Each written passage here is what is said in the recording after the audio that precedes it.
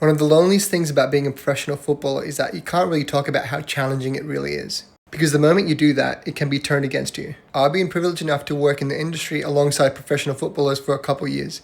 And what you see from the inside is definitely very different to what people see from the outside. Look, from the outside, it looks glamorous. And sometimes it definitely is. But that's not the full picture. It's not even close. Every young kid says they want to be a professional footballer, and very few actually understand what it truly demands. Because to truly make it as a professional, football can't just be something you do.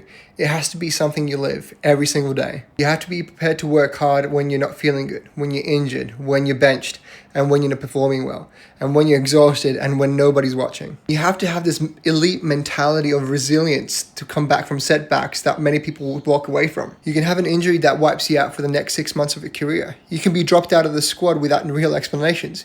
You can have a coach, you can have teammates that are playing against you. And throughout all that, you still have to perform because the pressure doesn't stop. Then there are things that people don't talk about. For example, being away from your friends and family for extended periods. You can be in a city or a country that's not yours. And you might be on a contract that can be taken away from you at any single moment. Your pay might be delayed by a couple months and you're still expected to perform.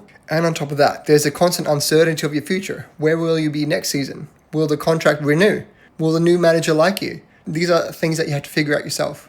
And yet, players still rock up every day, not because it's easy, but because they truly love the game and they find a way to carry all of this. And that, to me, is what separates the ones who make it and ones who don't.